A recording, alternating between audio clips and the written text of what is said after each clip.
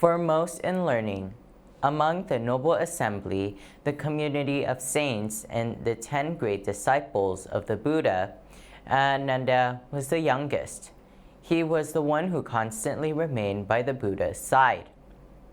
The Venerable One possessed many outstanding qualities, yet his most distinctive virtue was his extraordinary memory. He retained in full all the discourses proclaimed by the Buddha.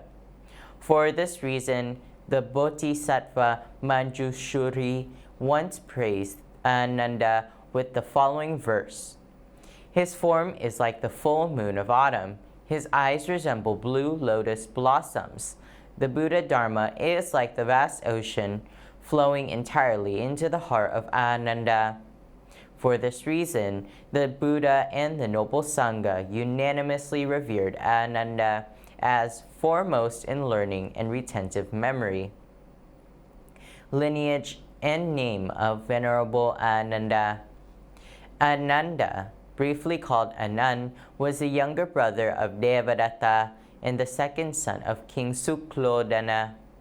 He was therefore the Buddha's paternal cousin, being the son of the Buddha's uncle. Ananda was born on the very night when Prince Siddhartha attained enlightenment beneath the Bodhi tree. For this reason, his name also bears the meaning joyful rejoicing. Ananda was exceptionally handsome, intelligent, gentle, and cheerful in disposition.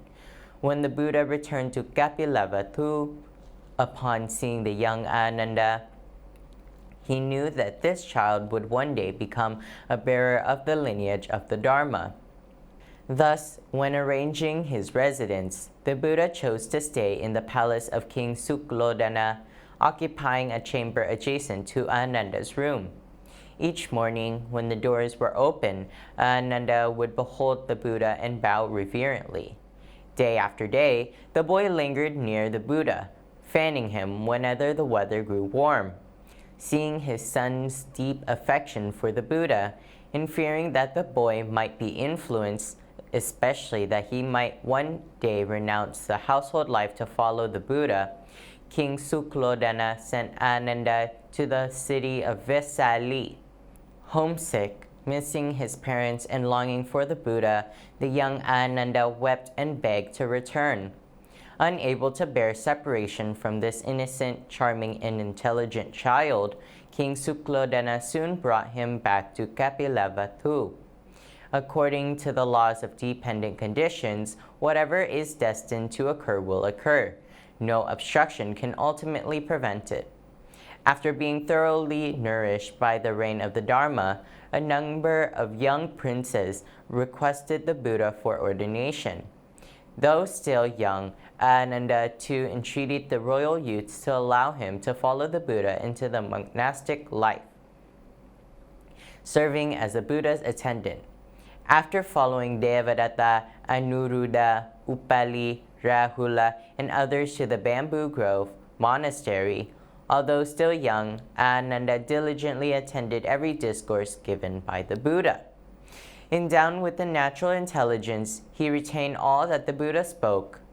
This stood in stark contrast to Kulapantaka, who could not memorize even a single verse after 3 months of study. While Kulapantaka attained sainthood during the Buddha's lifetime, Ananda, despite hearing 1 and knowing 10, did not realize arahantship until 3 months after the Buddha's parinirvana. On the very eve of the first council for the compilation of the scriptures, although Ananda was recognized by the Buddha as one capable of carrying forward the lineage of the Dharma, his youth required a period of training and maturation. It was not until 20 years later that the Sangha proposed him as the Buddha's personal attendant. From the time of enlightenment until Ananda's appointment, the Buddha had no fixed attendant. At first, Venerable Sariputta and Mahamauddagayana stayed close to him. Later, Bhikkhu Nagabala and many other monks took turns attending him. When the Buddha reached the age of 50, the Sangha recognized that he required a permanent attendant to assist him in daily affairs. An assembly was convened to select one.